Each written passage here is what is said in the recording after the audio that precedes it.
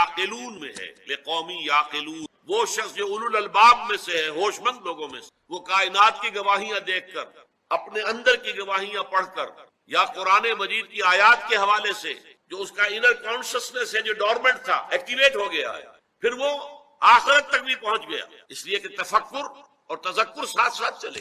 یہ بات رہ گئی، ذرا میں واضح کر دوں۔ میں نے کہا تھا یہ قرآن مجید کا خوبصورت ترین مقام ہے جہاں فکر اور ذکر دونوں کو جمع کیا گیا۔ مولانا روم جنہیں علامہ اقبال کہتے ہیں، پیرے، وہ کہتے ہیں ای قدر گفتیم باقی فکر کو۔ دیکھو بھائی، اتنا کچھ تو ہم نے تمہیں بتا دیا، باقی آگے خود فکر اگر جامد بود رہو ذکر، اگر کہیں جا کر فکر رک جائے، آگے نہیں بڑھ رہا، گتھی نہیں سلجھ رہی، تو جاؤ پھر ذکر آرد فکر را در اعتزاز۔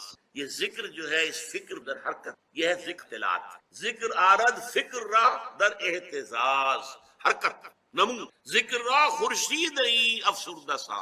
جس طرح پوری زمین کے اوپر افسردگی سورج آتا ہے تو چہل پہل شروع ہو جائے، ایسے ہی فکر جو ہے صحیح رخ پر بڑھتا ہے جب ذکر ساتھ ہو۔ میں عرض کر رہا تھا کہ یہ دونوں گاڑی کے پہیے ہمارے معاشرے میں بہت طویل عرصے سے مفکرین جو کہلاتے ہیں وہ ذکر کی لذت سے بالکل محروم، اور ذاکرین ان کا فکر کی وادی میں۔ لیکن جو یہ مرید ہندی ہے، اس نے جس شاندار الفاظ میں یہ مضمون ادا کی، اقبال نے، جزب قرآن زیغمی روباہی۔ دیکھو لوگو، قرآن کے بغیر اگر تم شیر بھی ہو تب بھی لومڑی ہو۔ فقر قرآن اصل شاہنشاہیت، فقر قرآن، سلوک قرآنی۔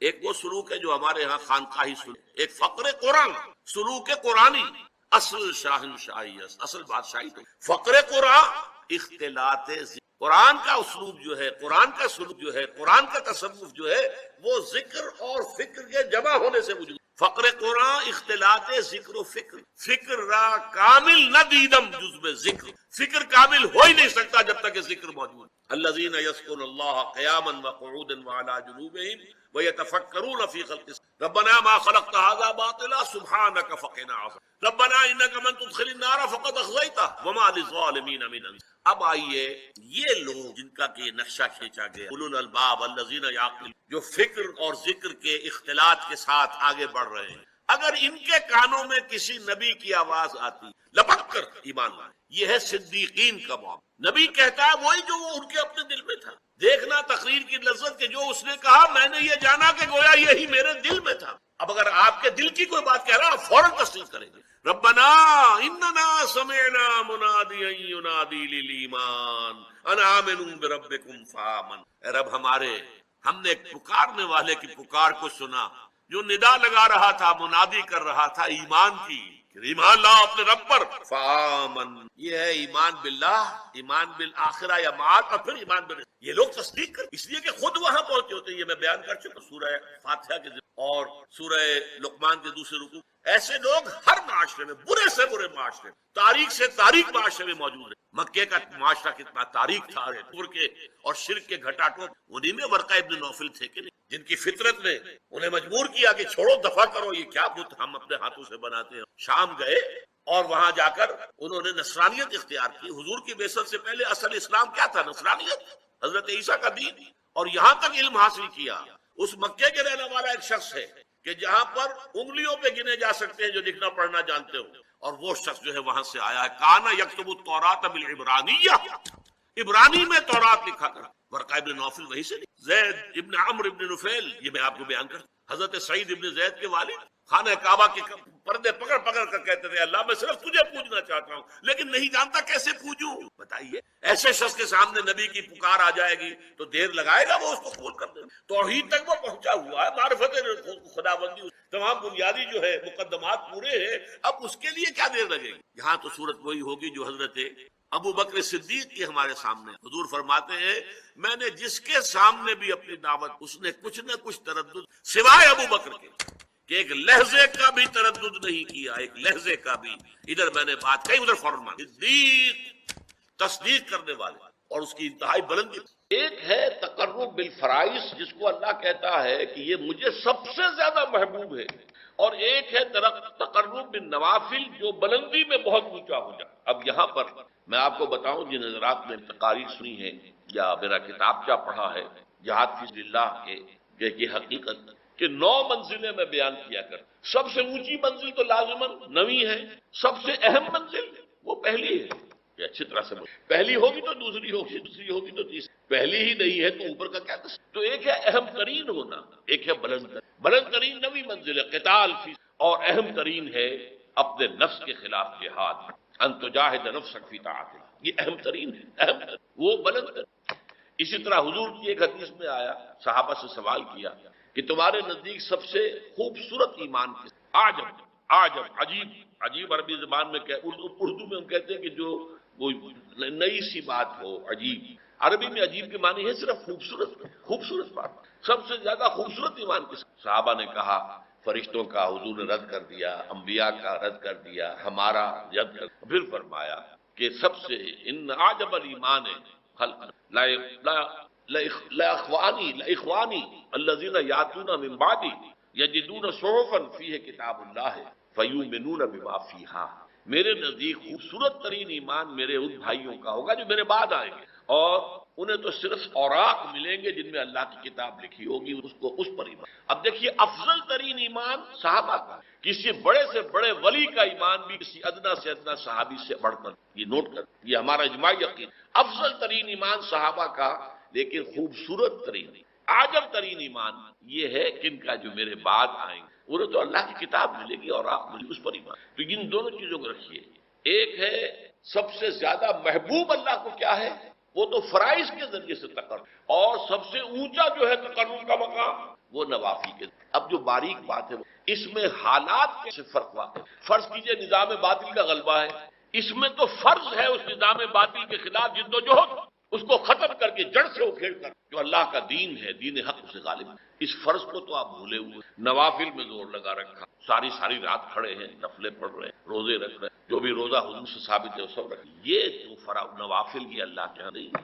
فرض کو چھوڑ کر اگر کوئی شخص فرض نماز چھوڑتا ہے، وہ نہیں پڑھتا 5 وقتہ نماز اور باجماعت کا اہتمام نہیں کرتا، تو اگر ساری رات بھی کھڑے ہو کر نوافل ادا کرے گا تو زیرو ہے، اس لیے کہ پہلے فرض، نفل کا بعد، ہاں نوافل کے ذریعے بلند ترین تو ہے، لیکن یہ کب ہو؟ جب اللہ کا دین قائم ہو گیا ہو، نظام حق کا ہے، اس نظام کو آگے پھیلانا حکومت کا کام، نظام خلافت جو ہے اب ان کا کام ہے، اللہ کی کتاب کی تعلیم و ترویج یہ اب حکومت کا کام ہے۔ اب افراد کو اجازت ہے وہ نوافل میں راتوں روزے رکھیں، اور بھی جس طریقے سے بھی نوافل، اس طریقے، اس حالت میں جو نوافل کے ذریعے سے تقرب حاصل ہوگا وہ بلندی میں، وہ پہلے اس تقرب ہے بالفرائض اس سے بلندتر ہو جائے گا۔ لیکن اگر دین اللہ کا قائم نہیں اور باطل کا غلبہ ہے، اس میں آپ نوافل کا اہتمام کر رہے ہیں، اگر وہ جد و جہد بھی کر رہے ہیں، اس نظام کو ختم کر کے اللہ کا دین قائم کرنے کی پوری کوشش کر رہے ہیں، تن من دھن لگا رہے ہیں، اور اس میں کچھ نوافل کا بھی ہو جائے تو نور علی نور، سونے پر سہاگا۔ لیکن اگر اس سے قطع نظر، اس کے تو خیال ہی نہیں، اس کا دھیان ہی نہیں، جیسے ہمارے ہاں کیا ہے سلسلے چل رہے ہیں خانقاہی، ان میں سے کسی کو فکر نہیں کہ نظام باطل جو ہے اس کے خلاف بھی کچھ جد و جہد کریں، لیکن یہ کہ وہ سلوک کی منزلیں طے ہو رہی ہیں، مقامات طے ہو رہے ہیں، اور اونچے سے اونچے روحانی مقامات کی طرف انسان بڑھتا چلا جا رہا ہے، یہ طریقہ صحیح، یہ فرض ہے، اس فرض کو اس کی طرف سے بے اعتنائی برت کر نوافل کی طرف دھیان کرنا، یہ دین کے فلسفے اور حکمت کے، میں اس کو ذرا اور زیادہ ہائی لائٹ کرنے کے لیے کہتا ہوں کہ فرض کیجئے، تصور کیجئے جب دامن احد میں جنگ ہو رہی تھی اور مسلمان زندگی اور موت کی کشاکش میں تھے، خود حضور جس طریقے سے زخمی، اتنا خون آپ کا بہہ گیا کہ آپ بے ہوش ہو زمین پر صلی اللہ علیہ وسلم، فدا ہو آباؤنا و امہاتنا۔ اگر اس وقت کوئی شخص مسجد نبوی میں بیٹھا ہوا نوافل پڑھ رہا ہے کھڑا ہوا، یا وہ کوئی نعت جو ہے پڑھ رہا ہے، یا کوئی بیٹھ کے تسبیح کر رہا ہے، تو اس کے بارے میں کیا رائے آپ؟ وہاں تو حضور اور صحابہ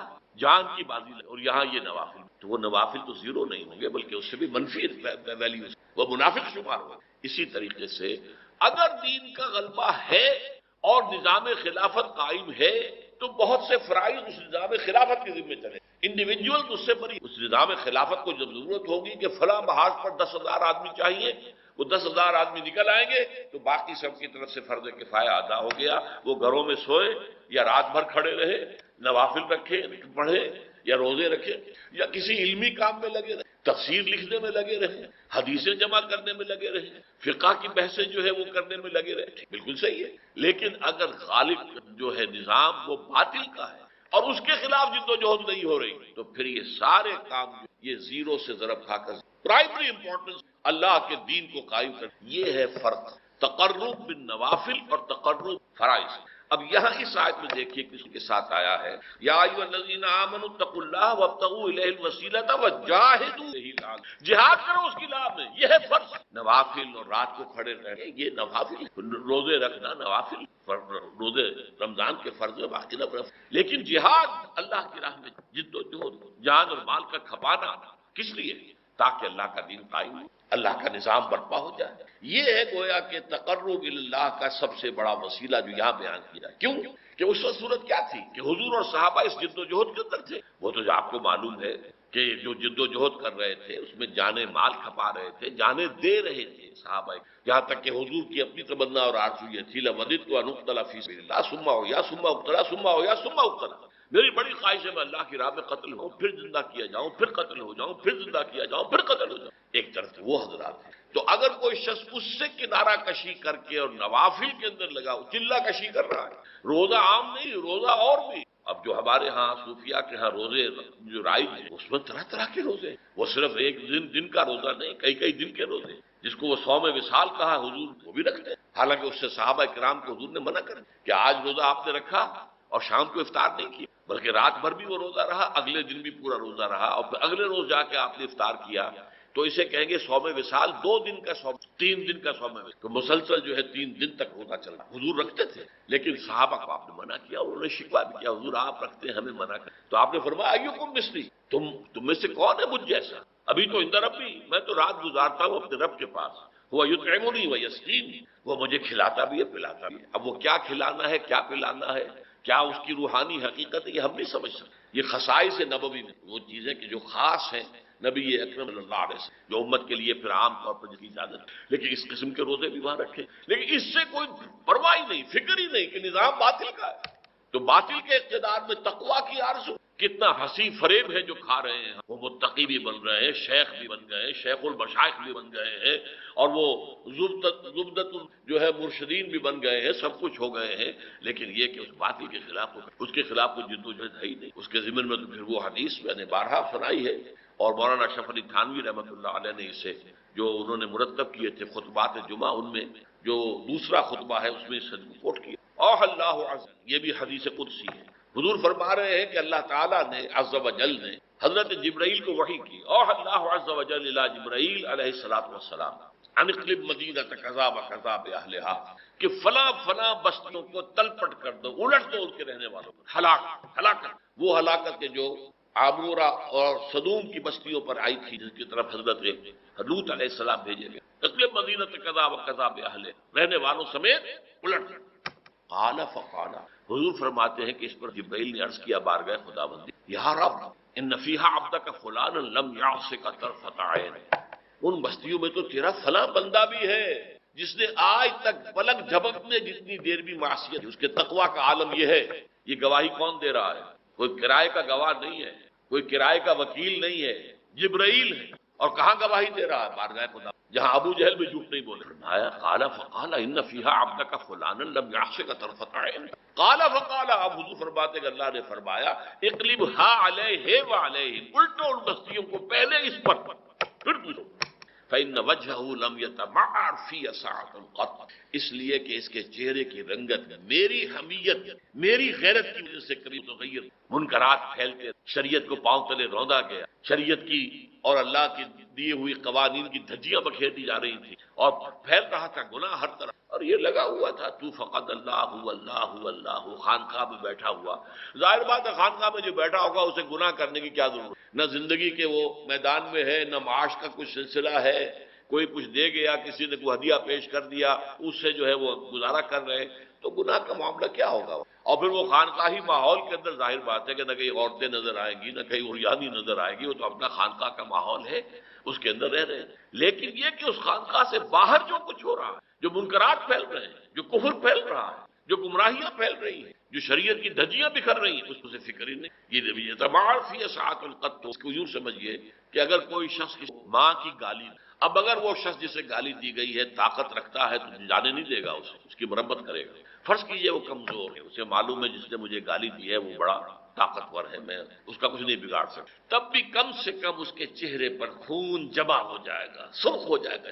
غیرت کا یہ تو کم سے کم انداز ہوگا کہ میری ماں کو گالی دی۔ اگر یہ بھی نہیں ہے، سب کچھ دیکھ رہے ہیں، بیٹھے ہیں، سن رہے ہیں، لیکن کوئی فکر، تو پھر کسی روحانی ترقی کا، کچھ ولایت کے مقام کا، کچھ تقرب اللہ کا کوئی تو میں نے آج کوشش ہے کہ آپ کے سامنے ان چند چیزوں پر جو بڑی کنٹروورشی ہے، اس میں عدل کا راستہ آپ کے سامنے رکھیں، درمیانی راستہ، نہ تو آپ سرے سے انکار کریں کہ مرتبہ ولایت کی شے ہے ہی نہیں ہے، قرآن سے ثابت، اور اللہ کا فرماتا ہے کہ جو شخص میرے ولی سے دشمنی کرے گا اس کے خلاف میرا اعلان جنگ ہے۔ پھر اللہ کا قرب، وہ قرب واقعتاً اس حد تک ہو سکتا ہے کہ اللہ انسان کی آنکھ بن جائے جس سے، کہ اللہ انسان کے کان بن جائے جس سے سنے، اللہ انسان کے ہاتھ بن جائے جس سے وہ پکڑے، اور اللہ انسان کے پاؤں بن جائے جس سے، اس سے ظاہر بات ہے کرامات کا صدور ہوگا، کرامات کا، لیکن اس کے ساتھ اس بات کو سمجھنا ان میں پہلی شرط تقویٰ ہے، اور نمبر 2 یہ کہ یہ تقرب اللہ کے لیے ایک ہے فرائض کے، جہاد فرض عین ہے،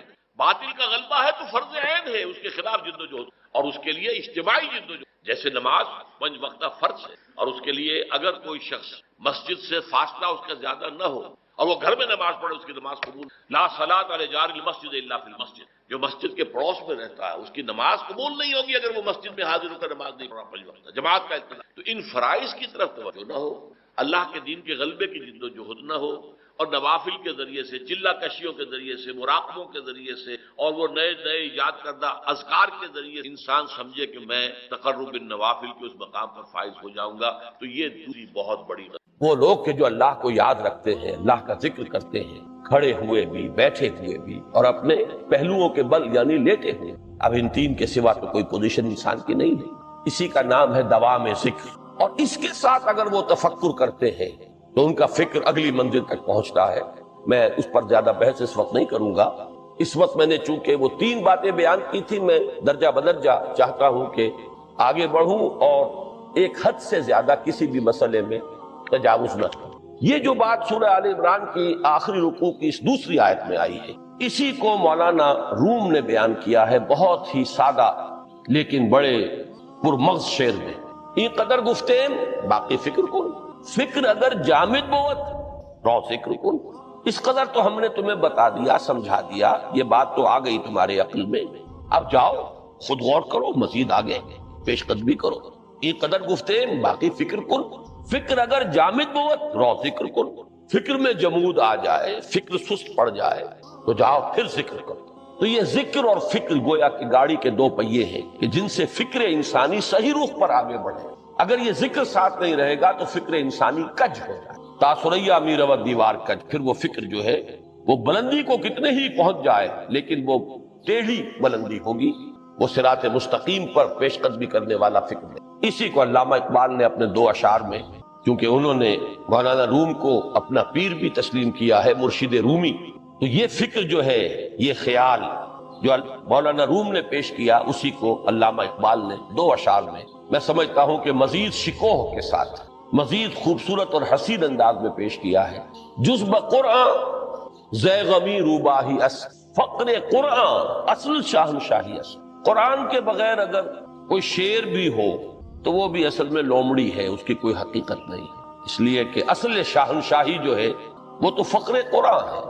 اب فقر قرآن کیا ہے؟ فقر قرآن اگر آپ لکھا ہوا دیکھیں گے اس کو تو اس کے آگے یہاں اب سوالیہ نشان آ جائے گا، فقر قرآن یعنی سوچو فقر قرآن کیا ہے، اور جواب ہے اختلاط ذکر و فکر۔ فقر قرآن امتزاج سے وجود میں آتا ہے، اس میں ذکر بھی ہو فکر بھی ہو، اور فکر را کامل نہ دیدم جز میں ذکر، میں نے فکر کو کبھی بھی اپنی منزل مقصود تک پہنچتا ہوا نہیں پایا جب تک کہ اس کے ساتھ ذکر۔ تو پہلی شے تھی فکر انسانی کی صحیح رخ پر مزید پیش قدمی اور پیش رفت، اور اس کے لیے لازم ہے ذکر و فکر کا امتزاج۔ دوسری چیز کو لیجئے عمل کی درست، اس عمل کی درستی کے لیے اللہ تعالیٰ کے ساتھ ایک گہرے تعلق کی ضرورت، اس لیے کہ صبر کی بحث میں یہ مضامین شاید آپ کے سامنے آ گئے ہو کہ صبر جہاں مصیبت پر صبر ہوتا ہے، تکلیف پر صبر ہوتا ہے، اللہ کے احکام پر جمنا یہ بھی صبر ہے، نفس کی خواہشات کی باغ کو تھام کر رکھنا، کھینچ کر رکھنا یہ بھی صبر ہے، اور استقامت کسی شے پر قائم رہنا یہ بھی صبر ہے۔ تو عمل صحیح پر استقامت کے لیے وَاصْبِرْ وَمَا صَبْرُكَ إِلَّا بِاللَّهِ، اس صبر کی سب سے اہم جو بنیاد ہے، اس کا جو سب سے بڑا ذریعہ ہے، اس کا جو سب سے بڑا سہارا ہے، وَمَا صَبْرُكَ إِلَّا بِاللَّهِ، اس کے لیے ضرورت ہے ایک گہرے تعلق کی کہ اللہ کے ساتھ ایک ایسا تعلق برقرار رہے جو نہ صرف گہرا ہو بلکہ دائم و قائم، مسلسل۔ ذرا ذہول ہوگا تعلق مع اللہ میں، ذرا کمی آئے گی، شیطان کا وار کاری ہو۔ اسی کو حضور نے حدیث میں یوں تعبیر کیا ہے تمثیلاً کہ جو دل اللہ کی یاد سے غافل ہے اس پر، فارسی کا وہ مقولہ بھی ہے کہ خانہ خالی را دیو میں گیرت، گھر خالی رہے تو جنات اس پر دیو جو ہے آ کر قبضہ جما لیتے ہیں۔ تو خانہ قلب جو ہے اگر یاد خدا بندی سے خالی ہو گیا تو شیطان ابلیس لعین اپنی تھوتنی ٹکا دیتا ہے۔ یہ لفظ آتا ہے سور کے منہ کے لیے تھوتنی، جس طرح اس کا نکلا ہوا سا منہ ہوتا ہے آگے، تو یہ لفظ استعمال کیا گیا کہ وہ اپنی تھوتنی انسان کے دل پر جما کر اور پھونکے مارنی شروع کر دے۔ تو شیطان کو موقع ہی تب ملتا ہے جب انسان کے تعلق مع اللہ کے اندر کمی، وہ خانہ بالکل خالی ہو گیا ہو یا اتنا ضعیف ہو گیا ہو کہ کل عدم ہو جائے، گویا کہ نہیں۔ تیسری چیز کی طرف آئیے، روحانی ترقی۔ روحانی ترقی کے لیے میں ایک اصطلاح کے سامنے لا رہا ہوں، اس سے مراد کیا ہے؟ روحانی ترقی کے لیے ہماری دینی اصطلاح ہے تقرب الی اللہ، اللہ سے قریب تر ہوتے چلے جانا۔ اس پر میرا ایک کتاب بھی ہے، تقرب الی اللہ کے دو مدارج، دو درجے، جو در حقیقت ایک حدیث نبوی علیہ الصلوۃ والسلام ہی پر مبنی ہے کہ حضور نے ایک درجہ قرار دیا ہے تقرب بالفرائض، فرائض کے ذریعے سے انسان اللہ کے کا قرب حاصل۔ ایک ہے تقرب بالنوافل، نوافل کے ذریعے سے اللہ کا قرب حاصل۔ ان میں کیا نسبت و تناسب ہے، اہمیت کے اعتبار سے کون بڑھ کر ہے، بلندی کے اعتبار سے کون بڑھ کر ہے، یہ تمام مسائل میں نے اپنی اس تقریر میں بیان کیے تھے جو اس کتاب سے شائع ہوئی ہے۔ اس وقت میں اس کی تفصیل میں نہیں جا رہا، صرف یہ تذکرہ اس لیے کر رہا ہوں کہ جن کو بھی خواہش ہو جائے وہ اس کا مطالعہ کرے۔ ہماری اس وقت کی گفتگو سے وہ کتابچہ اس جگہ پر منسلک ہوگا۔ تو تقرب الی اللہ، یہ تقرب کوئی فزیکل فینومینن نہیں ہے، جسمانی یا مادی مسئلہ نہیں ہے۔ اللہ سے قرب یہ نہیں ہے کہ کوئی کروڑوں میل کا فاصلہ ہے، اب ہمیں کوئی رسی پر چڑھنا ہے اوپر بڑی محنت اور مشقت سے، فصل تو ہے ہی نہیں، فاصلہ ہے ہی نہیں، بعد ہے ہی نہیں۔ نحن اقرب الیہ من حبل الورید، ہم تو انسان سے اس کی شہرگ سے بھی زیادہ قریب۔ ہوا معکم اینما کنتم، وہ تو تمہارے ساتھ ہی ہوتا ہے جہاں کہیں بھی تم ہو، بس صرف یہ کہ تمہاری توجہ نہیں ہوتی، تم اور چیزوں میں مشغول و مصروف رہتے ہو، تم ہماری طرف دھیان ہی نہیں دیتے، تم ہماری طرف متوجہ ہی نہیں ہوتے۔ ہم تو مائل بے کرم ہے، کوئی سائل ہی نہیں، راہ دکھلائیں کسے رہنم منزل ہی نہیں۔ انسان جب متوجہ ہو جاتا ہے اور بڑھتا ہے، آگے پیش قدمی کرتا ہے روحانی اعتبار سے، تو یہ ہے در حقیقت تقرب الی اللہ، اور اسی کو ہم کہیں گے روحانی طرف۔ اب ان تین چیزوں کو اگر آپ نے ذہن میں جما لیا، پھر میری بات کی ترکیب اس کو ذہن میں قائم کیجئے۔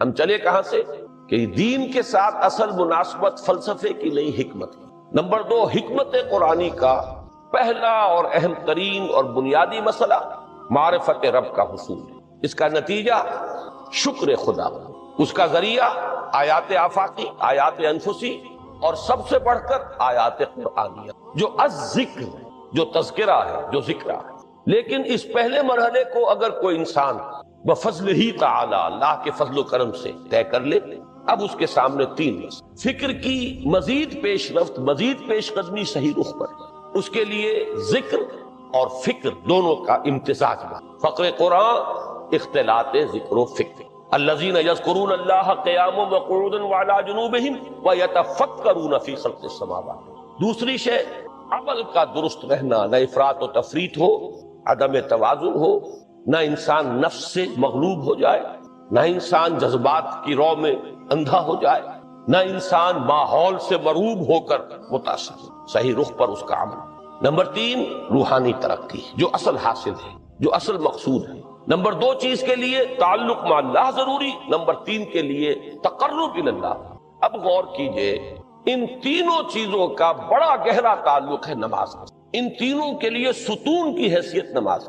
لہذا ایمان کے بعد یا معرفت رب کے بعد حکمت دین کا اہم ترین مسئلہ نماز، صلاۃ۔ اس لیے کہ ایک طرف یہ انسان کو اللہ کے ساتھ ایک گہرے تعلق کا ذریعہ فراہم کرتا، اپنے تمام مصروفیات میں سے ان مشغولیتوں میں جن میں گم ہونے کا خدشہ ہوتا ہے نکلو۔ 24 گھنٹے کے معمولات میں سے کم 5 مرتبہ تو لازماً نکلو اور اپنے آپ کو ذرا، اپنے حواس کو بھی، اپنی باطنی کیفیات کو بھی ذرا تازہ کرو۔ اگر کوئی گندگی، نجاست، کسی طرح کی ناپاکی کا کوئی معاملہ ہے، طہارت سے تمہارے اندر روح کو بھی بالیدگی ہوگی، تمہارے حواس بھی تازہ ہوں گے، تم گویا کہ بحیثیت کل تمہاری ہستی چاق و چوبند ہو جائے۔ وہ کسل، وہ سستیاں، وہ جو ایک کثافتیں ہوتی ہیں، ان سب سے نجات حاصل، اور اب اپنے رب کے حضور میں کھڑے ہو جاؤ، اس کے ساتھ اپنا عہد بھی تازہ کرو، اس کی اہم صفات کو بھی اپنے ذہن میں پھر مستحضر کرو۔ یہی وجہ ہے، دیکھیے میں نے جو آیات آپ کو شروع میں سنائی تھی، سورہ لقمان کی 2 آیتیں، پہلی آیت میں اس کا ترجمہ کر چکا، دوسری آیت وَلَقَدْ وَإِذْ قَالَ لُقْمَانُ لِابْنِهِ وَهُوَ يَعِظُهُ يَا بُنَيَّ لَا تُشْرِكْ بِاللَّهِ إِنَّ الشِّرْكَ لَظُلْمٌ عَظِيمٌ۔ اس کے بعد درمیان میں کچھ مضمون آ کر پھر وہ آیہ مبارکہ آئی، یا بنی اقم الصلاۃ وامر بالمعروف وانہ عن المنکر واصبر علی ما اصابک۔ گویا کہ اہم ترین چیز، بنیادی ترین چیز، اللہ کو محض پہچان لینا کافی نہیں ہے، یاد رکھنا ضروری۔ اللہ یاد رہے گا تو فکر صحیح آگے بڑھے، اللہ یاد رہے گا اور اس کے ساتھ ایک گہرا تعلق جو ہے برقرار رہے گا تو عمل درست رہے۔ بالکل یہی بات سورہ طٰہٰ میں جو پہلی وحی حضرت موسیٰ علیہ السلام پر ہوئی، اور پہلا مخاطبہ ہے چونکہ حضرت موسیٰ کو یہ انبیاء کرام کے مقدس گروہ میں ایک امتیازی حیثیت حاصل ہے کہ ان سے براہ راست گفتگو ہوئی ہے، اگرچہ صرف ایک پردہ تھا، اوٹ من ورائے حجاب گفتگو ہوئی ہے، لیکن یہ کہ کوئی فرشتے کا درمیانی جو ہے وہ لنک نہیں تھا، براہ راست اللہ تعالیٰ نے حضرت موسیٰ علیہ السلام سے کلام فرمایا۔ کلم اللہ موسیٰ تکلیما، موسیٰ سے تو اللہ نے کلام فرمایا جیسے کہ کلام کیا جاتا ہے۔ تو پہلا مخاطبہ ہے، یہ پہلا مکالمہ ہے، پہلی وحی کہیے، اسی میں یہ الفاظ بھی موجود ہیں، اننی انا اللہ لا الہ الا انا فاعبدنی واقم الصلاۃ لذکری۔ یہ گویا کہ حکمت قرآنی کا ایک بہت بڑا خزانہ ہے یہ آیت مبارکہ، کہ خود حضرت موسیٰ علیہ السلام کو جو ہدایت دی جا رہی ہے،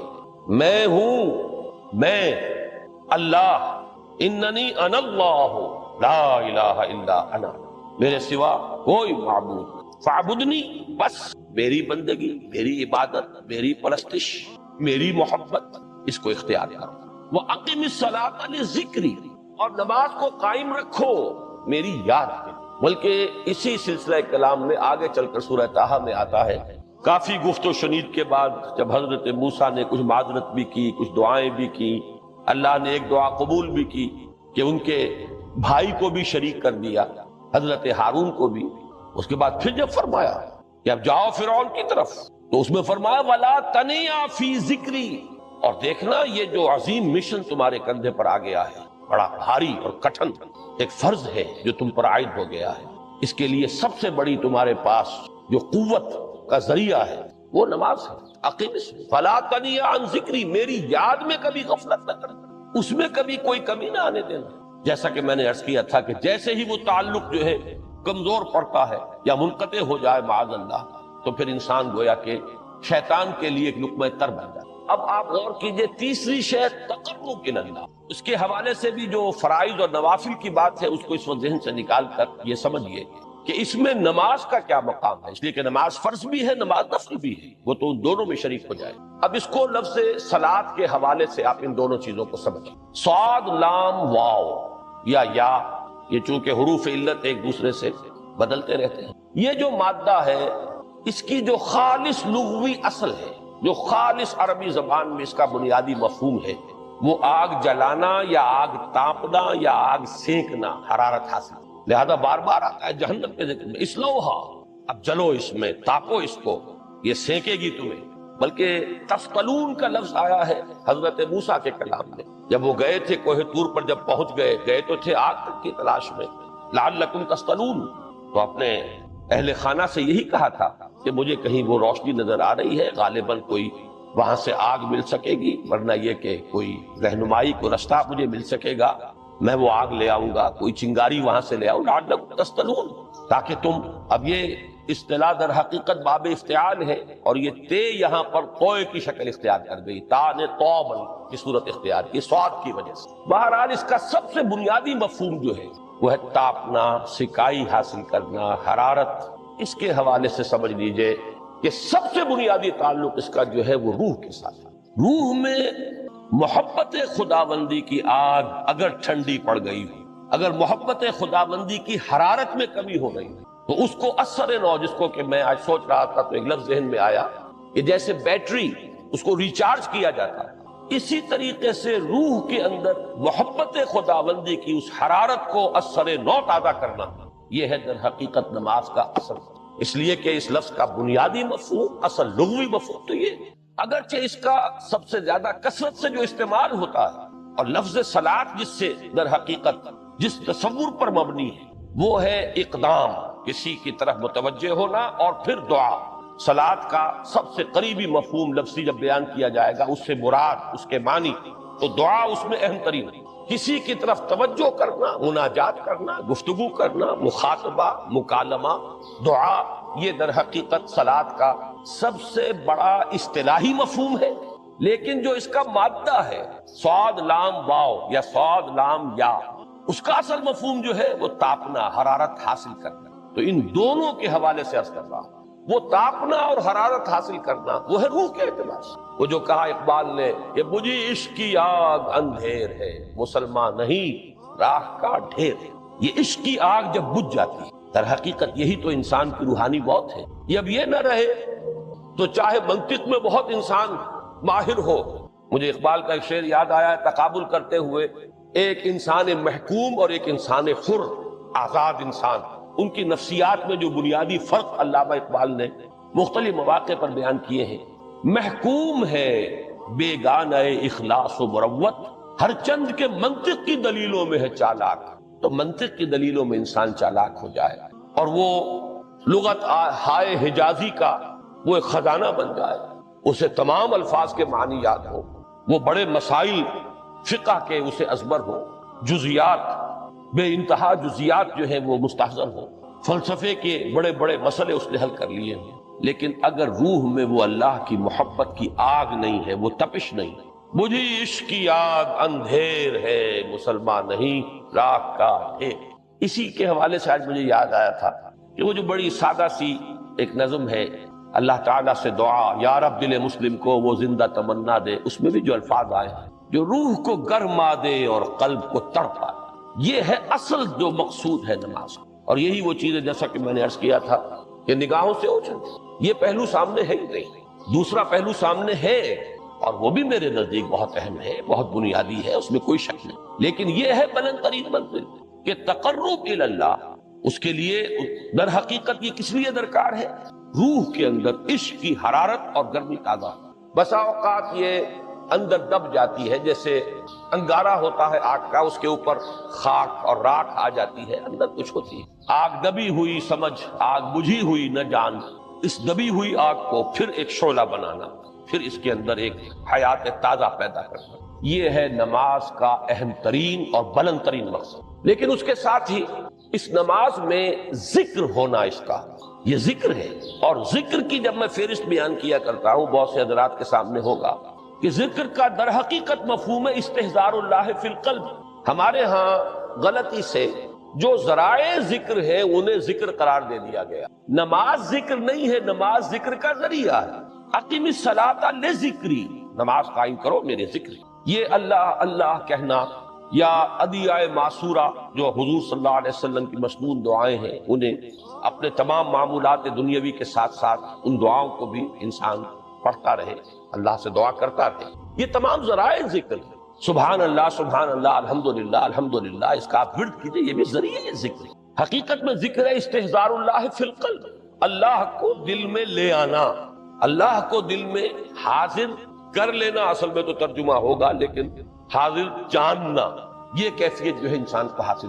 اب اس کے حوالے سے ذرا بات سمجھیے کہ ایک تو میں عرض کر چکا ہوں مجسم ذکر تو قرآن، لہذا ذکر کی فہرست جب آپ کریں گے ذرائع ذکر تو ان میں سب سے پہلے قرآن ہے۔ اس لیے کہ وہ ہماری حکمت کے پہلے مسئلے کو حل کر رہا ہے، بنیادی مسئلہ، اہم ترین مسئلہ۔ دوسرے نمبر پر ذکر جو ہے، اب اس کے لیے کچھ اصطلاحات جو میرے مختلف دروس میں شاید آپ کے سامنے بعد میں آئیں یا پہلی آ چکی ہو، ان کے حوالے سے میری بات سمجھیں۔ ایک ذکر غیابی ہے، تھرڈ پرسن میں، صیغہ غائب میں اللہ کی یاد ہے، اللہ اکبر اللہ اکبر اللہ اکبر۔ ابھی اللہ اکبر جو ہے یہ جملہ اسمیہ خبریہ ہے، ایک حقیقت کی تکرار آپ کر رہے ہیں، اللہ سب سے بڑا ہے، اللہ سب سے بڑا ہے، سبحان اللہ سبحان اللہ سبحان اللہ۔ یہ در حقیقت ذکر غیابی ہے کہ آپ اس میں مخاطب نہیں ہے اللہ سے، ایک ذکر خطابی کہیں یا ذکر حضوری کہیں جس میں مکالمہ ہوگا، جس میں گفتگو ہوتی۔ تو نماز در حقیقت ذکر حضوری اور ذکر خطابی کی بلند ترین شکل۔ اس لیے میں نے عرض کیا تھا کہ نماز کے لفظ یا صلاۃ کے لفظ یہ اصطلاحی معنی جو اکثر و بیشتر کیے جاتے ہیں وہ ہے دعا، اور دعا میں ہوتا کیا ہے؟ مکالمہ ہے، مخاطب، اے اللہ، اے میرے رب، اے پروردگار۔ پھر یہ کہ اس میں اقدام اور کسی کی طرف متوجہ ہونا، یہی وجہ ہے کہ افتتاح صلاۃ، نماز کو شروع کرنے کے لیے ایک تو وہ الفاظ جو قرآن مجید میں آئے ہیں، انی وجہت وجہی للذی فطر السماوات والارض حنیفا وما انا من المشرکین۔ یہ ہے توجہ کا ارتکاز، بشرطے کہ یہ صرف الفاظ ہی نہ نکل رہے ہوں، واقعتاً یہ تعبیر ہو اس وقت کی انسان کی نفسیاتی کیفیت کے، کہ شعوری طور پر وہ فیصلہ کرتا ہے کہ اب میں منقطع ہو رہا ہوں، ہر چہار طرف سے اپنی توجہ کو ہٹا کر، ہر مسئلے سے اپنے آپ کو خالی ذہن کر کے، یعنی ظاہری اور باطنی دونوں اعتبار سے میں اپنی توجہ کا ارتکاز کر رہا ہوں اس ذات کی طرف جس نے آسمانوں اور زمین کو پیدا کیا، اور بالکل یکسو ہو کر رہا ہوں۔ انی وجہت وجہی للذی فطر السماوات والارض حنیفا وما انا من المشرکین۔ اور دوسری وہ جو دعا جس سے ہم افتتاح کرتے ہیں اپنی نماز کا، دیکھیں اس میں خطاب کا کس قدر اہتمام، وہاں سبحان اللہ نہیں ہے، سبحانک اللہ، پاک ہے تو اے رب ہمارا، وبحمدک وتبارک اسمک وتعالی جدک۔ اور کر رہے ہیں، یہ ہے تخاطب، براہ راست مخاطب ہونا۔ یہ گویا کہ لب لباب میں آپ کے سامنے عرض کر رہا ہوں علامہ اقبال کے خطبے کا، دی میننگ آف پریئر ان اسلام۔ خطبات جو ہیں ان کے مشہور، ان میں غالباً یہ تیسرا یا چوتھا لیکچر ہے کہ اس میں تصور یہ دیا گیا ہے کہ دو ہی انائیں ہیں، ایک انائے کبیر اننی انا اللہ لا الہ الا انا، یہ وہ انائے کبیر ہے، انائے مطلق ہے، میں، بہت بڑی میں، جس کو کہ علامہ اقبال نے کہا دی بگ آئی ایم۔ یہ بگ آئی ایم جو ہے وہ سورہ طٰہٰ کی اس آیت میں، اور میرے علم کی حد تک کوئی اور مقام نہیں ہے جس میں اس قدر جلال ہو۔ اللہ نے اس طور سے اپنی انانیت کبریٰ اور انانیت مطلقہ کا اظہار اس بلند آہنگ کے ساتھ کیا، اننی انا اللہ لا الہ الا انا۔ وہ انائے کبیر اور یہ انائے صغیر، یہ انائے محدود، یہ چھوٹی سی ایک انا ہے، میں، یہ میں ہوں۔ آپ جب کہتے ہیں میں، بڑی محدود سی ایک انا، دی فائنائٹ ایگو، انائے محدود اور انفائنائٹ ایگو۔ اور صلاۃ اصل میں کیا ہے؟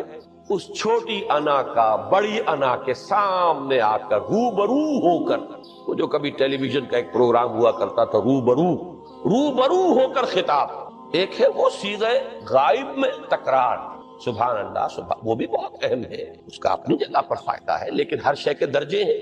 اگر حفظ مراتب نہ کنی زندگی، اگر آپ ان کے درجوں کا علیحدہ علیحدہ لحاظ نہیں کریں گے تو غلط رخ پر پڑ جائیں گے۔ تو یہ جو دو ذکر خطابی یا ذکر حضوری، نماز اصل میں اس کی بلند ترین، یہی وجہ ہے کہ سبحانک اللہم وبحمدک وتبارک اسمک وتعالی جدک ولا الہ غیرک۔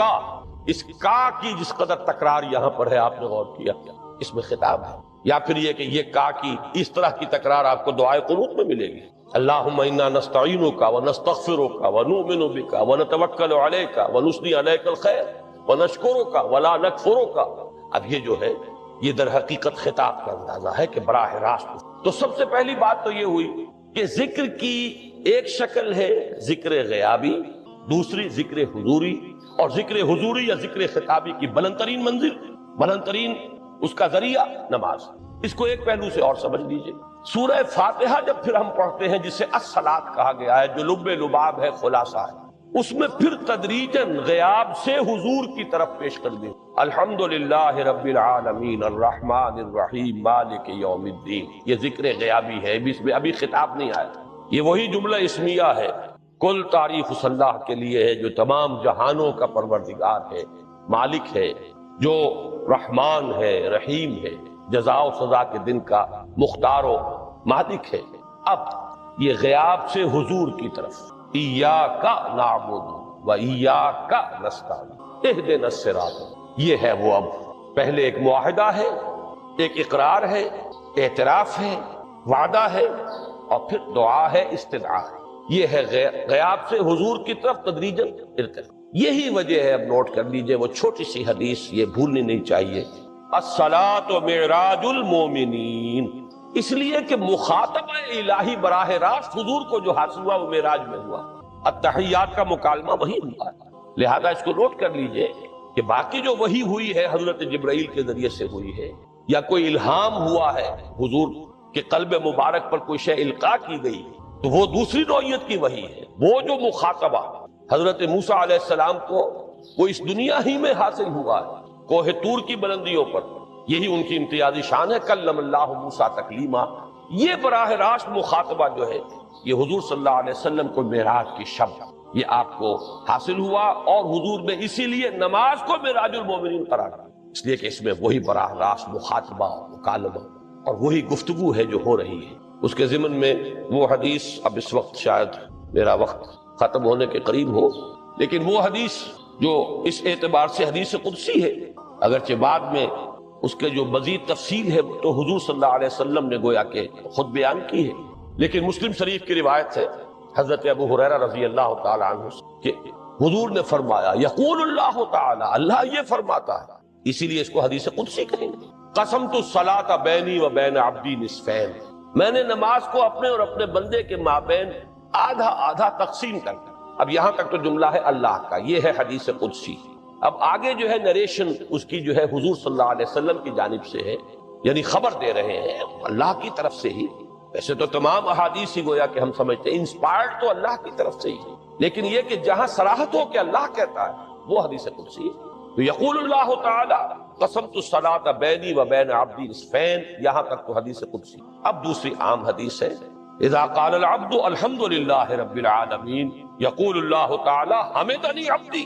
جب بندہ کہتا ہے الحمدللہ رب العالمین، پروردگار کہتا ہے میرے بندے نے میری حمد. جب بندہ کہتا ہے الرحمن الرحیم، پروردگار فرماتا ہے ثنا علی عبدی، میرے بندے نے میری ثنا کی، بڑی تعریف. جب بندہ کہتا ہے مالک یوم الدین، اللہ فرماتا ہے مجدنی عبدی، میرے بندے نے میری بڑی بزرگی بیان کی، تمجید کی ہے. پھر جب بندہ کہتا ہے ایاک نعبد و ایاک نستعین، اللہ فرماتا ہے ھذا ما بینی و بین عبدی ولعبدی ما سأل، یہ ہے میرے اور میرے بندے کے درمیان. یہ تو معاہدہ ہے نا، معاہدے میں تو دو فریق جکڑے جاتے ہیں، بند جاتے ہیں. یہ میرے اور میرے بندے کے درمیان ہے، اور میرے بندے نے جو طلب کیا میں نے دیا، اس لیے کہ اس میں طلب بھی تو ہے. ایاک نستعین، تیری مدد چاہتے ہیں، یہ طلب ہے. اسی کی شرح ہے جو اب آخری 3 آیتیں ہیں. پروردگار ہم تیری مدد چاہتے ہیں، پروردگار ہم تیری ہی بندگی کرتے ہیں اور کریں گے، اور تیری ہی مدد چاہتے ہیں، چاہیں گے. اگر حال میں اس کا ترجمہ کریں گے زمانہ حال کے اعتبار سے، اس لیے کہ فعل مضارع میں تو دونوں موجود ہیں، شامل ہیں، تو یہ ایک اعتراف ہے، اظہار حال ہے. اللہ کرے کہ وہ واقعتاً صحیح اظہار حال ہو، ہم واقعی اللہ کی بندگی کرتے ہوئے یہ کہیں کہ ایاک نعبد. ورنہ اگر ہماری اصل صورتحال سے وہ مطابقت نہ رکھتا ہو تو پھر تو ایک طرح کا جھوٹ ہو جائے گا، غلط بیانی ہو جائے گا. ایاک نعبد، تیری ہی بندگی کرتے ہیں، اور مستقبل میں کیجئے، کریں گے، یہ ہے عہد. تیری ہی مدد چاہتے ہیں، تجھی سے مدد طلب کرتے ہیں، تجھی سے مدد چاہتے رہیں گے. اس کے لیے فرمایا وَلِعَبْدِ مَا سَأَلَ، اور پھر اس کے بعد وہ استدعا ہے اهدنا الصراط المستقیم صراط الذین انعمت علیہم غیر المغضوب علیہم ولا الضالین. اس حدیث میں اس کو ایک ہی جملے کو لیا گیا ہے، ایک ہی جملے کی حیثیت سے. جب بندہ یہ کہتا ہے تو اللہ فرماتا ہے ھذا لعبدی ولعبدی ما سأل، یہ خالص میرے بندے کے لیے ہے. اس بندے نے ایک درخواست پیش کی ہے اور میں نے گرانٹ کی، وہ اپلیکیشن، وہ ریکویسٹ گرانٹڈ ہم نے دے دی. ولعبدی ما سأل، یہ ہے اس کی تاثیر کا عالم، بشرطے کے معاملہ و شعور کے ساتھ. بشرطے کے مطابقت ہو ظاہر اور باطن، بشرطے کے مطابقت ہو قول اور فعل کی، تو اس کا اتنا اونچا مقام ہے کہ ایک ایک جملہ ادھر ادا ہوا ادھر اللہ کی طرف سے ریسپانس مل رہی۔ افلاک سے آتا ہے نالوں کا جواب آخر، اٹھتے ہیں حجاب آخر، کرتے ہیں خطاب آخر۔ یہ خطاب ہے، مخاطبہ ہے، مکالمہ ہے، یہ ہے اصل نماز۔ اسی لیے اسی کو کہا گیا نماز۔ البتہ اب اس سے آگے بڑھیے، ذکر کی ایک اور شکل بھی ہے اور وہ ذکر عملی ہے۔ ایک تو ہم نے کہا اللہ اکبر، اللہ بہت بڑا ہے، سب سے بڑا ہے، یہ جیسا کہ میں نے عرض کیا ایک اعتبار سے تو ذکر غیابی ہو گیا۔ دوسرے یہ کہ یہ ایک فکری لسانی ذکر ہے، ہم نے کہہ دیا۔ ایک ہے اسی کے ساتھ ایک عملی ڈیمانسٹریشن، جب یہ کہتا ہوا انسان سیدھا سجدے میں گرتا ہے تو در حقیقت یہ اس اللہ اکبر کی تعمیل ہے۔ لہذا نماز میں جہاں ذکر غیابی بھی ہے، سورہ فاتحہ کی پہلی 3 آیات، جہاں الذکر کا حصہ بھی ہے، کچھ نہ کچھ قرآن آپ پڑھیں گے، پھر یہ کہ ذکر حضوری اور ذکر خطابی بھی ہے کہ آپ نے اللہ سے عہد و پیمان کیا، قول و قرار کیا، استدعا کی۔ اس کے ساتھ ہی ذکر عملی بھی ہے کہ جھکنا، اللہ کی تعظیم، تعظیم میں انسان جھکتا ہے۔ آپ اپنے کسی بزرگ سے جب ملاقات کرتے ہیں تو جھک کر سلام کریں، تھوڑا سا جھکنا، زیادہ جھکنے کی تو اجازت نہیں ہے، لیکن یہ کہ تھوڑا سا خط آتا ہے، یہ بھی طبیعت کی بات ہے۔ میں سمجھتا ہوں فطرت میں جیسے شکر ہے ویسے ہی اس قدر تعظیم تو فطرت انسانی میں موجود ہے۔ آپ استاد کے سامنے آئیں گے تھوڑا سا خم کھائیں گے، آپ اپنے کسی بڑے بزرگ رشتہ دار کے سے ملیں گے تو تھوڑا سا خم لا محالہ ہو جائے۔ یہ در حقیقت اس آپ کے فکر کی ایک عملی تعبیر، اس کا عملی مظہر ہے کہ آپ نے اس ہستی کی تعظیم کی ہے، اس کی عظمت کا اقرار اور اعتراف کیا ہے۔ یہی تعظیم ہے اللہ تعالیٰ کی کہ جس میں پہلا درجہ ہے رکوع، جھکے آپ اللہ اکبر کہہ کر جھکے، اور اس کے بعد پھر اس کا جو آخری درجہ ہو سکتا ہے وہ سجدہ، جس میں کہ انسان نے جب اپنی پیشانی زمین پر ٹکا دی تو گویا کہ اس نے اپنی انانیت سے، اگر یہ شعور کے ساتھ ہوا ہو تب میں بات کہہ رہا ہوں، تو گویا کہ اس نے اپنی انانیت سے کامل دستبرداری اختیار کر کے اور اپنے آپ کو اپنے رب کے قدموں میں ڈالا۔ یہی وجہ ہے کہ حضور نے اس کو تعبیر فرمایا ہے کہ جب سجدہ کرو تو یوں محسوس کرو کہ تم نے اپنا سر اپنے رب کے قدموں میں رکھ دیا۔ یہ کیفیت ہوئی، اور چونکہ میں نے ابھی عرض کیا کہ یہ در حقیقت انسان کی انانیت، میں، میری مرضی، میری خواہش، میری پسند، میری عقل، میری منطق، میرا چوائس، میرا اختیار، یہ سب چیزیں ہی تو در حقیقت جو ہمارے اندر ایک مضمر ہے شیطنت، اس شیطنت کا مظہر یہی تو ہے۔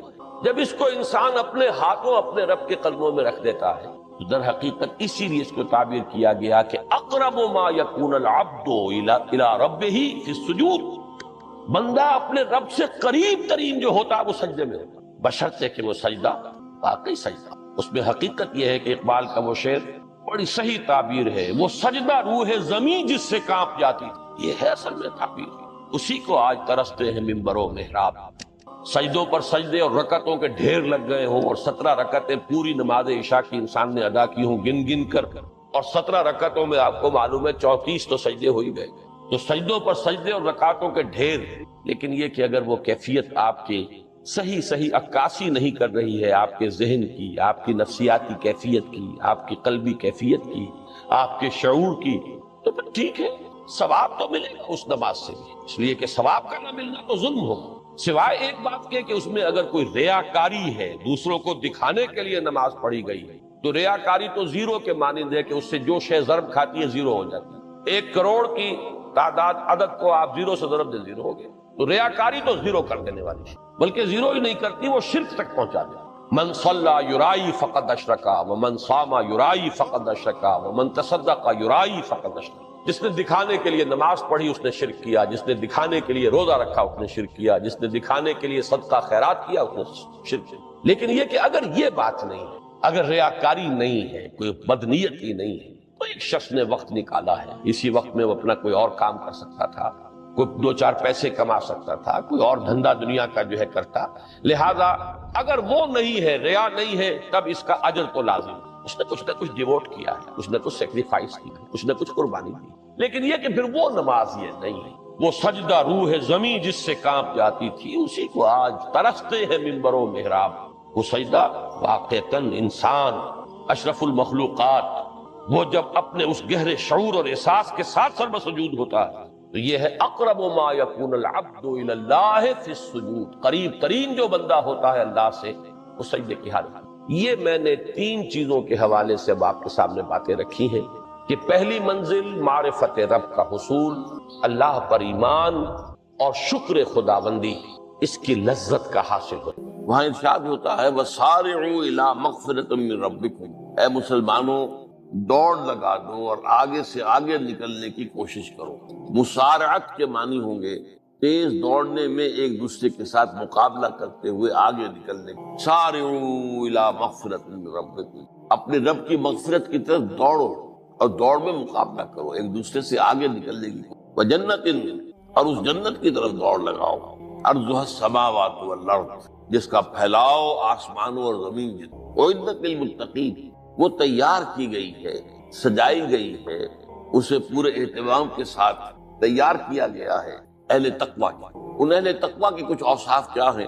الذین ینفقون فی السراء والضراء، وہ لوگ کہ جو خرچ کرتے ہیں، مراد ہے اللہ کی راہ میں، اور اللہ کی راہ میں خرچ کرنے کی 2 مدیں، اللہ کی رضا کے لیے اس کے بندوں میں سے جو محتاج ہوں، جن کو کوئی ضرورت لاحق ہو ان کی مدد، یتیم ہوں، بیوائیں ہوں، مسکین ہوں، کوئی قرض تلے دب گئے ہوں، وہ سب کے سب اس میں آ جائے۔ لہذا دوسری مد کیا ہے؟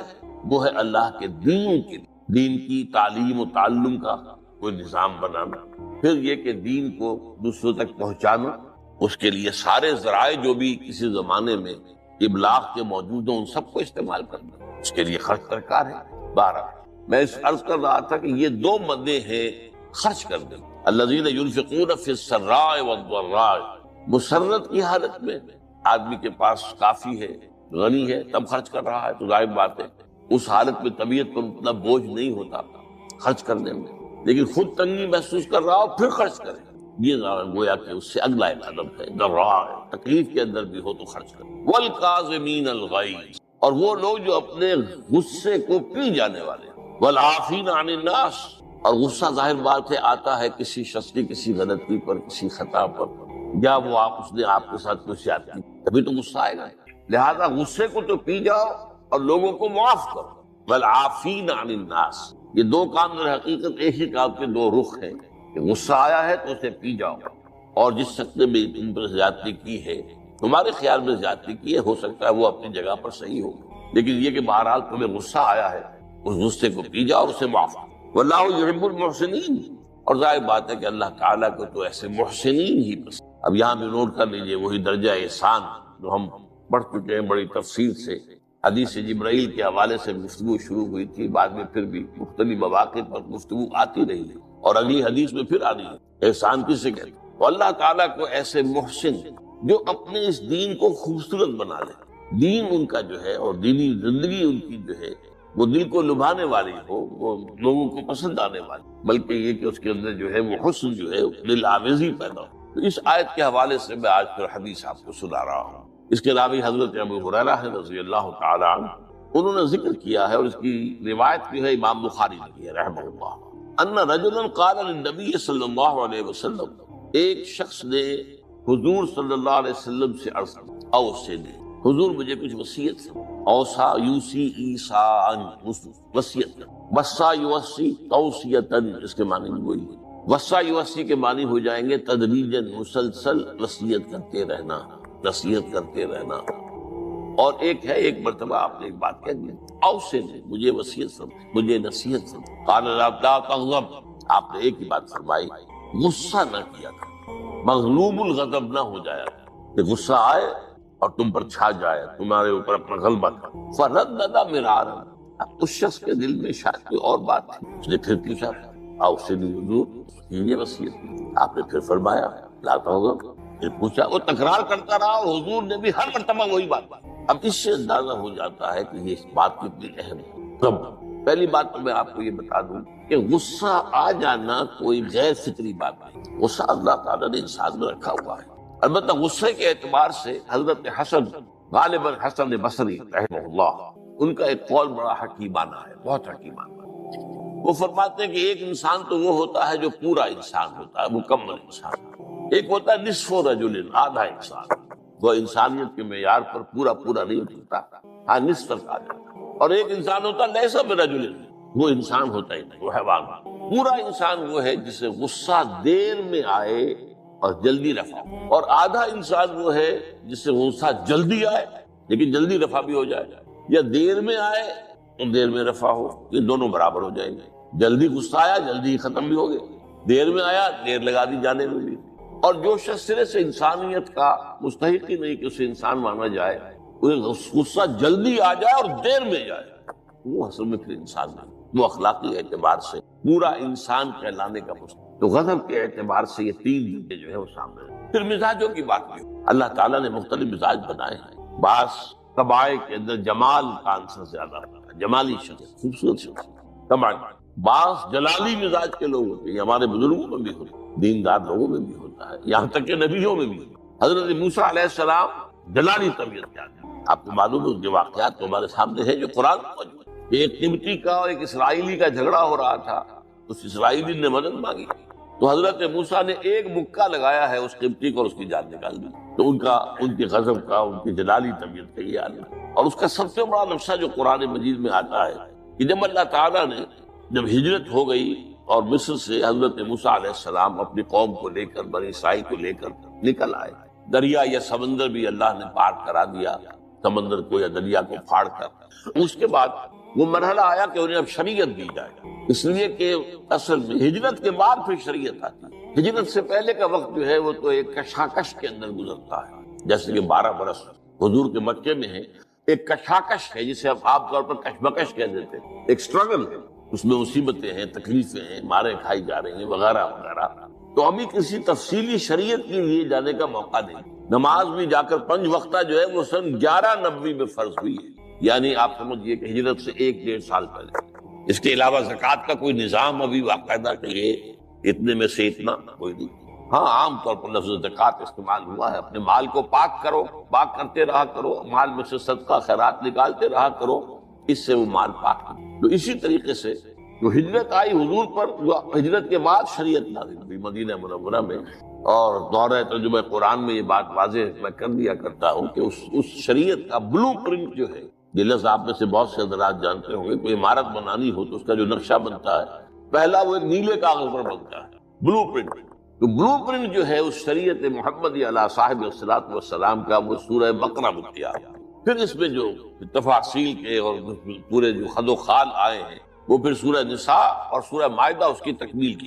بہرحال جب حضرت موسیٰ کو ہم اللہ تعالیٰ نے طلب کیا 40 دن کے لیے کوہ طور پر، اس کو ہم چلہ بھی کہہ سکتے ہیں، 40 روز کی اللہ تعالیٰ نے ان سے ریاضت کروائی، مشقت، روزہ اور یہ کہ عبادت اور ذکر الہی۔ اس کے بعد انہیں اللہ نے تورات عطا فرمائی۔ اس میں آپ کو یاد آ جانا چاہیے حضور سے بھی قرآن مجید کے نزول سے قبل اسی طرح کا معاملہ غار حرا میں آپ کی جو خلوت گزینی ہوتی، اور وہاں پر جو بھی آپ اب کیا عبادات کرتے تھے یہ ہمیں معلوم نہیں ہے، لیکن یہ ہے کہ عام طور پر جو محدثین نے کہا ہے کان صفت تعبدہ فی غار حرا التفکر بالاعتبار، غور و فکر کرتے تھے یہ کائنات کیا ہے، کیا اس کا نظام ہے، یہ معاشرہ ہمارا کدھر جا رہا ہے، یہ خرابیاں کیوں بڑھ رہی ہیں، یہ کیوں انسان کا خون کرتا ہے، یہ کیا بات ہے، یہ کیا وجہ ہے کہ کچھ لوگ بھوکے مر رہے ہیں اور کچھ لوگ جو ہے ان کے پاس بہت دولت جمع ہو گئی، یہ غور و فکر جو ہے تو یہ آپ کا رہا ہے۔